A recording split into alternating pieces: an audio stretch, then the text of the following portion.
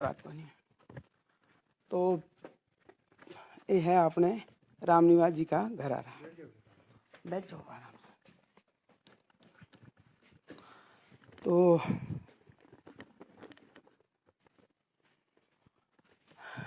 Last time Ramniwas जी से अपनी कद बात हुई? थोड़ा सा घूंघट ऊपर ले लेता। रात को 9 बजे। रात को 9 बजे। हाँ। तो क्या बात हुई वो जरा आपसे जानना चाहेंगे हम लोग कि उस दिन क्या बात हुई और कितना खुशी का माहौल आप दोनों के बीच में था। खुशी का अच्छा खासा माहौल था। सुबह बोले 6 बजे सीकर पहुंच के खाली करके और 8 बजे के लगभग घर पे पहुंच जाऊंगा। और वैसे कुछ घर के लिए सामान ले रखा था और सुबह जल्दी से जल्दी मैं आ जाऊंगा और 8,000 रुपये मेरे को इनाम में मिलेंगे। अच्छा 6 बजे से पहले खाली करने हैं। अच्छा। तो आराम से मतलब चल रहे थे उस टाइम पे। तो बोले खाना खा के ठीक है आप तो सो जाओ और मैं चल रहा हूँ, सुबह आ जाऊंगा घर पे। तो जब ये हादसा हुआ उस वक्त शायद उसी गाड़ी में आपके लिए भी पेपर आया होगा रीट का, क्योंकि आप भी रीट का पेपर देने गए थे। हाँ मैं भी रीट का पेपर देने गई थी। तो आपका सेंटर है वो कहाँ आया था? रिंगस। रिंगस आया था क्या? हाँ। तो आपको ये हादसा हुआ ये कब पता लगा? मेरे को सुबह पता लगा 8 बजे। तो उसके बाद में भी आपने कलेजा कठोर करके पेपर दे के आए आप? कठोर क्या करके, मेरे को तो यहाँ से 2 दिन तो बेहोशी की हालत में ऐसे, फिर डॉक्टर वगैरह बुला के ऐसे बोला अटेंड तो करो आप। तो जबरदस्ती घर वालों ने, मेरे जेठ जेठानी, वो बोले ऐसा करने से क्या होगा, अब इंसान तो गया लेकिन फिर भी जो कुछ है इतना पढ़ा है पहले का, क्या पता कुछ हो ही जाए सिलेक्शन वगैरह। क्योंकि जाने वाला तो चला गया घर का मुखिया, लेकिन अब बच्चे के लिए तो आपको कम से कम मेहनत करनी होगी। तो कुछ बातें और हैं। लास्ट टाइम कब आए थे घर? लास्ट टाइम 10 जून को गए थे यहाँ से घर से। उसके तो बाद लगभग 3 महीने से ऊपर का समय हो गया है। हाँ। तो गाड़ी चलाते उनको कितना वक्त हो गया? इस सेठ की गाड़ी चलाते वक्त तो लगभग 12 महीने के लगभग हो गए। तो 11-12 महीने। 11-12 महीने हो गए। हाँ। तो अमूमन जो भी ड्राइवर रहता है वो 3-4 महीने से आता है। तो सैलरी वगैरह भी 3-4 महीने की एक साथ ही घर पे देके जाते हैं, क्योंकि हर महीने शायद नहीं भेज पाते हैं कोई भी कारण से। हाँ सही है वो तो आपको लास्ट टाइम उन्होंने सैलरी है वो कब भेजी थी? वैसे लास्ट टाइम सैलरी की तो ये है कि जैसे कभी कितने भेज दिए, वो फिक्स सैलरी वैसे नहीं भेजते थे। जो बन हाँ। बन पड़ता हाँ। था वो भेज देते थे। तो अभी जो मतलब हादसा हो के आज लगभग 15 दिन होने को आ गए हैं, लेकिन आज तक कोई नेता नांगला या जो भी कोई जनप्रतिनिधि है या कोई भी राज्य सरकार का नुमाइंदा कोई भी आपके घर पे आया ढांढस बंधाने के लिए? फिलहाल तो कुछ भी ऐसा कुछ है नहीं। कोई भी नहीं है। नहीं। तो अब घर की परिस्थिति है वो तो हम भी देख पा रहे हैं और आपके तो सामने है। तो अब आगे का सामने क्या गुजर ही रहे हैं हम तो इस बिल्कुल परिस्थिति से। बिल्कुल बिल्कुल बिल्कुल वो तो दिखाई दे वो रहा तो सामने लेट बात की समस्या है, रास्ते की समस्या है, पानी की समस्या है, सारा सब कुछ है। ये एक बच्चा है, इसका भी भरण पोषण करने में आपको पता ही है। है। बिल्कुल बिल्कुल हम दो जी हैं, न आगे कोई सास ससुर है और नहीं फिर आप तो भाई बंधु का तो समझते ही हैं सब। बिल्कुल बिल्कुल बिल्कुल। नहीं देखो, जिम्मेदारियां हैं वो जिस पे गुजरती है वो ही समझ पाता है, दूसरा शायद नहीं समझ पाए। लेकिन अब आप है वो क्या चाहते हो? क्योंकि अभी तक न तो कोई, क्योंकि रीट पे का खासी जंग छिड़ी हुई है हर तरफ। ये पेपर लीक हो गया, ये हो गया। हादसा है वो कितने बजे हुआ, उस टाइम पे आपकी कब क्या बात हुई थी, जरा वो भी हमें बताइए। अब हादसे का तो पता नहीं, लेकिन मैं बोल रही हूँ लास्ट 9 बजे बात हुई थी। 11 बजे मैंने कॉल किया, उन्होंने अटेंड नहीं किया, तो मैं बार बार कॉल नहीं करा। मैंने सोचा कि सुबह में आ रहे हैं तो चल रहे होंगे, क्या पता कोई ट्रैफिक वगैरह है। तो सुबह में फोन करा तो पुलिस वाले ने उठाया, बोला कंटेनर पलटी हो गया। अच्छा। उसके बाद मैंने घर वालों को फोन किया, इधर उधर बातें होने लगी बाद में। तो माहौल मतलब धरती है नीचे से खिसक चुकी हाँ। थी तब तक, फोन आने तब तक। हाँ। तो अब है परिवार में आजीविका का साधन है वो क्या है आपके पास? हमारे पास तो फिलहाल कुछ भी नहीं है आजीविका का साधन। और बेटा है वो कौन सी में पढ़ता है वो भी जरा? बेटा 7th क्लास में पढ़ता है। और कहाँ पे पढ़ता है? गुड्डा जीपीएस स्कूल में। अच्छा। तो स्कूल वालों की तरफ से कुछ आपको सहायता का या कुछ? फिलहाल कोई सांत्वना नहीं है स्कूल की तरफ से, स्कूल की तरफ से, किसी की राज्य तरफ से से कुछ भी नहीं है कुछ भी फिलहाल नहीं तक। है। हाँ।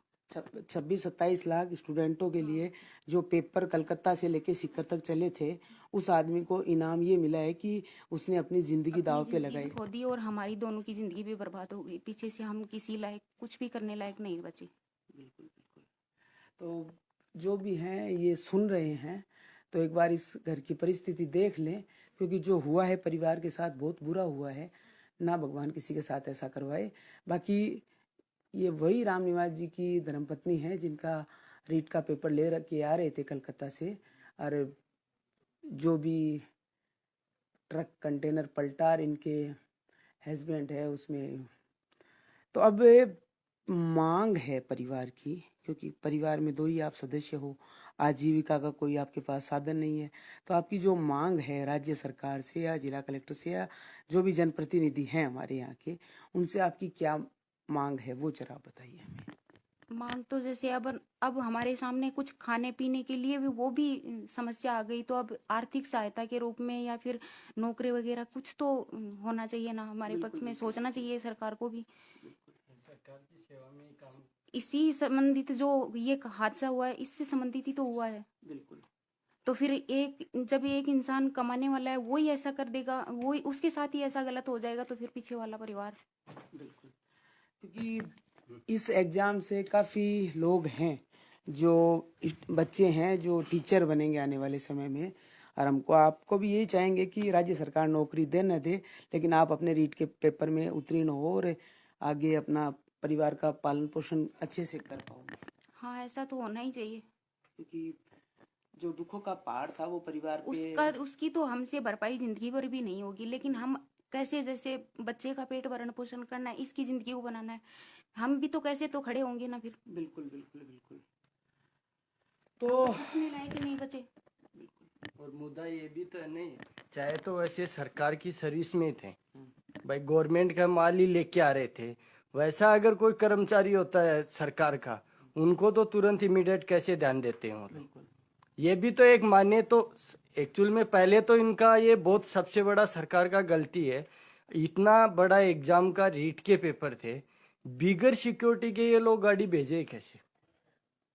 इनको एक्चुअल भेजना नहीं चाहिए, क्योंकि ये ऐसा छोटा मोटा काम रहता है, कितने लोगों की जिंदगी का भविष्य है इस पे। बिल्कुल बिल्कुल बिल्कुल। इनको कम से कम पूरा सिक्योरिटी के साथ अगर ये होता तो आज ये अनहोनी नहीं होती थी। बिल्कुल बिल्कुल। ड्राइवर भी कलकत्ता से एक ही ड्राइवर है जो गाड़ी एक ही सिंगल, वो भी जितना इतना टाइमिंग में पहुंचना है, पहुंचना ही है आपको, वो भी प्रेशर था सरकार का। बिल्कुल। और दूसरा, ये गाड़ी थी वो आपकी खुद की थी या किसी? नहीं, दूसरे की चलाते थे, दूसरों की गाड़ी चलाते थे। तो अभी दूसरे की जिसकी गाड़ी कंटेनर था जिसका, उसने कुछ आश्वासन दिया या कुछ भी नहीं दिया, सैलरी वगैरह कुछ भी कोई किसी का भी आश्वासन नहीं है। तो उनका ट्रांसपोर्टेशन वालों का क्या कहना है? कुछ भी, किसी का कुछ भी कोई नहीं खाने के लिए तैयार है। क्योंकि सैलरी वैलरी जो भी ड्यू थी या पीएफ वगैरह जो भी ड्यू था, अभी तक कोई कुछ भी नहीं बोल रहा, कोई भी कुछ बोलने के लिए तैयार नहीं। तो सर, जो भी है इस परिवार के साथ अनहोनी है वो हो चुकी है। ना तो अभी तक कोई सरकारी नुमाइंदा, ना कोई सरकार का बंदा, ना कोई कलेक्टर, ना कोई जो भी है, और जो भी नेते नांगले हैं वो सब चुनाव में खूब वादा करते हैं, लेकिन आज ये किसान परिवार, रियल किसान परिवार है, वो आपके सामने है। 2 से 2.5 बीघा जमीन है, परिवार में कोई कमाने वाला नहीं है, और घर में हर ओर आंसू ही नजर आ रहे हैं।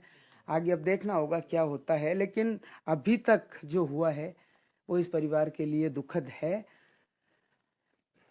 बाकी ये राम निवास जी के साले हैं, वो अब आए हैं, उनसे भी थोड़ा जान लेते हैं। शादी को कितना साल हो गया बहन की शादी को? 10-12 साल हो गए। 10-12 साल हो गए। तो जॉब वगैरह जो भी ये ड्राइवर थे, तो अब ट्रांसपोर्टेशन कंपनी है, ना कोई राज्य सरकार है, ना कोई नेता नांगल है, किसी और से कोई आश्वासन नहीं मिला है? नहीं सर, अभी तक कुछ नहीं मिला। और सबसे बड़ी ताजुब की बात है कि ये हादसा होने के बाद में भी आपकी बहन ने रीट का एग्जाम दिया है। बिल्कुल सर। तो हौसले तो इन्होंने भी काफी रखे हैं। सर, राजनीति मेन बात तो ये है सर कि जब कंटेनर पलटी खाया था, तो उसमें अब फिलहाल में बातें ये हो रही हैं कि जैसे मान लो लोग ये बातें कर रहे हैं कि सर ये उसमें कोई राजनीतिक हाथ है, इसमें ऐसा हो गया वैसा हो गया, पेपर के मामले इसको एसओजी को उसको जांच के लिए भी सौंपा है।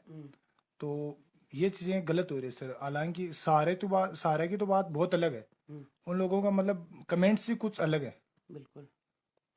और एक 27 लाख लगभग स्टूडेंटों ने रीट का एग्जाम दिया है, तो वो एग्जाम में के टाइम से अगर 2 घंटे भी लेट होता पेपर तो पूरी सरकार अस्त व्यस्त हो जाती। उस आदमी ने पूरी अपनी रिस्पॉन्सिबिलिटी निभाई और राजस्थान गाड़ी वक्त पे पहुंचाई। बिल्कुल सर। अब जो भी देखो हादसा हुआ वो न प्रत्यदर्शी आप थे न मैं था, जो भी थे, लेकिन आप लोग जब सूचना पे वहां पहुंचे तो क्या नजारा था वो आपसे जरूर जानना चाहेंगे। कब सर? जब हादसा हुआ था और आप लोग दूसरे दिन सुबह पहुंचे थे हम्म।